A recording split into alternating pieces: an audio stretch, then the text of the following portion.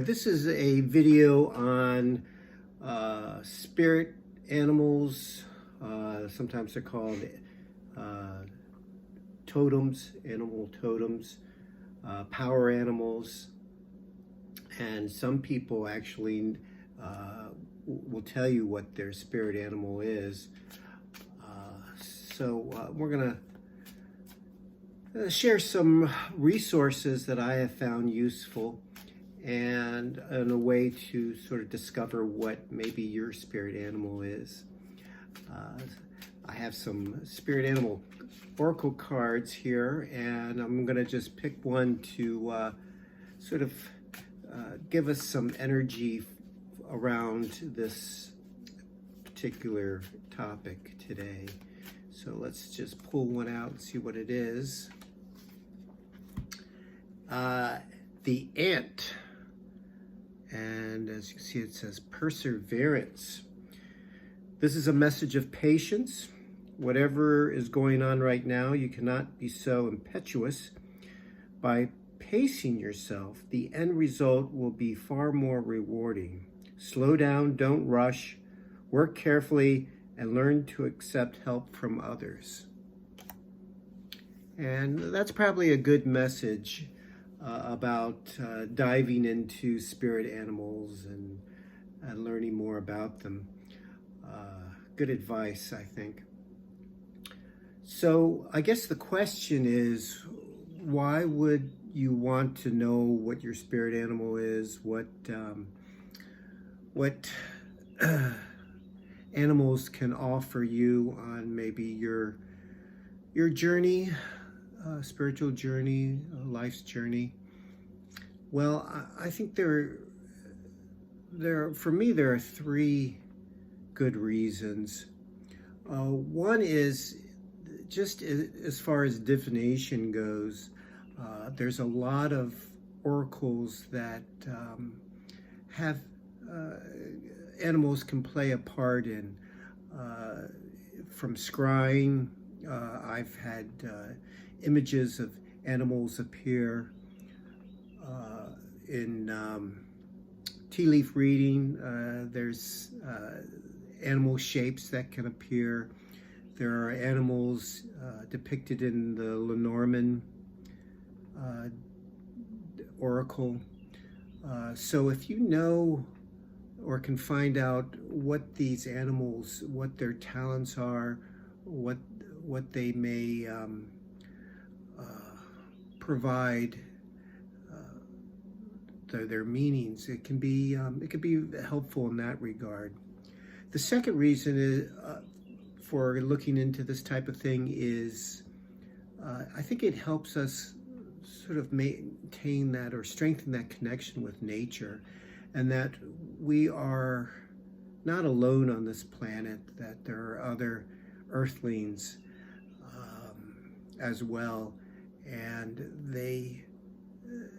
their behaviors can teach us quite a bit about the world, about nature. And I guess the most important thing about looking into spirit animals and the roles they play is it teaches us more about ourselves and what maybe our strengths are, where maybe our weaknesses are as well. So I think these are a lot of good ways to reasons to look into spirit animals. I go by two sources. There's the Ted Andrews Animal Speak, and the other one is the Stephen Farmer Animal Spirit Guides. They're both actually good books. The Animal Speak is a good one as far as sort of learning the basics about spirit totems. And it also provides you with a guided meditation to discover your own spirit totem, animal totem. Now, and I'll get into why I like the other book in just a second, but let's stay with the Ted Andrews book for a moment. You know, he gives what he says. Well, first of all, there are maybe some questions to consider when you're thinking about what your animal totem might be. For instance, which animal has always fascinated you? When you went to the zoo, which animal did you want to visit first or most, especially when you were a kid? Which animals are you most interested in now? What animals do you see most frequently when you are out in nature? What animal most frightens you? Maybe it represents something you need to come to terms with. Have you ever been bitten or attacked by an animal? Do you have dreams with animals in them? So these are good questions to think about. And again, citing Ted Andrews, some basics as far as animal totems go. Every animal has a powerful spirit. This spirit may be its own or that of a being who uses the animal image to communicate messages of the world to humans. Every animal has its own talents, and the study of its talents will reveal the kind of magic, medicine, or power it can help you to develop within your own life. Also, lifelong power animals are usually wild, not domesticated animals. So also, for instance, if you were drawn to maybe cats, then it probably, you can look back to maybe even some of its wilder cousins for information. Also, and this is kind of important, is that the animal chooses the person, not the other way around. Sometimes ego gets into the equation, and we're maybe want to pick tempted to pick the most powerful or glamorous animal. And then when we try to communicate with it, it often can be frustrating and ineffectual. And I think Ted Andrews even says it's better to have that maybe mouse energy, somebody that can work with that energy really well, as opposed to maybe some like wolf or hawk energy that you may not feel quite a connection with. So something to keep in mind when you're thinking about these animal totems. Now, the other book, the Stephen Farmer Animal Spirit Guides, is a good book in that it has two parts to it. The first part, there are animals and which they mention. Here's the coyote. If a coyote shows up, what does it mean? Or also call on a coyote when if a certain situation in your life. And then it says if the coyote is your power animal, it also has some things.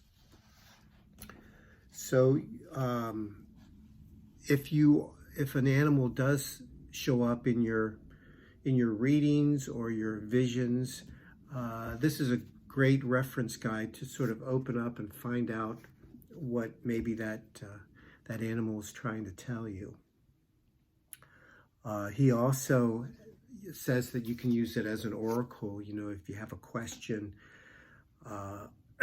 you can, almost like bibliomancy, you can just open to a random page.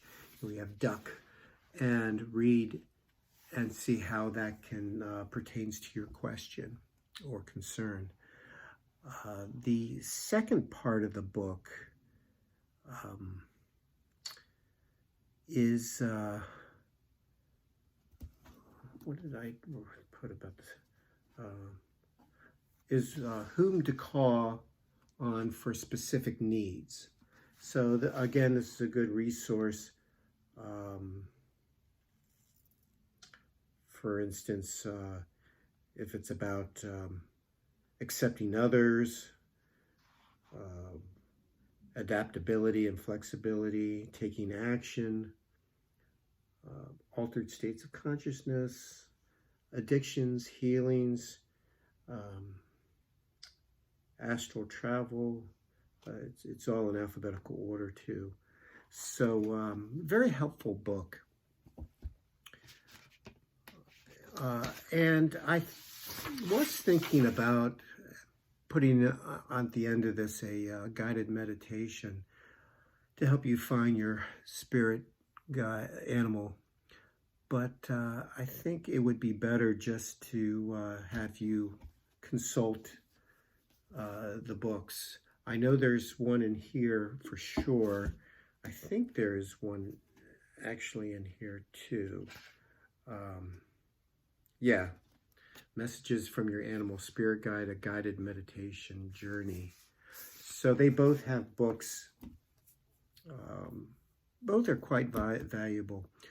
As Ted Andrews says, that most guided meditations, when it comes to discovering your animal totem, usually consists of, first of all, relaxation, entering a cave or tree, leaving the cave or tree and entering a meadow or natural area, experiencing the peacefulness of nature, allowing the totem to enter the scene, and allowing the animal to speak to you. Its movements, sounds, form, color, etc.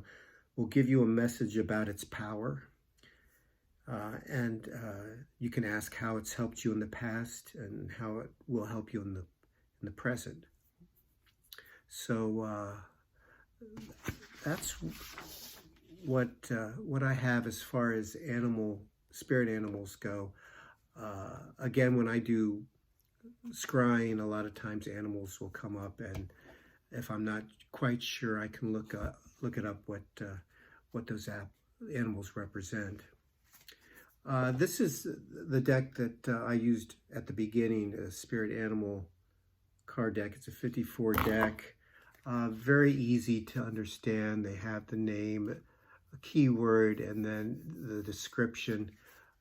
This is great. What I like to do sometimes in a reading is maybe after the reading, pick one of these cards to kind of get maybe some overall energy of what may be needed to move forward for the person I'm reading for. I hope you enjoyed that. Thanks a lot for watching, and I'll see you at another time. Thanks. Bye-bye.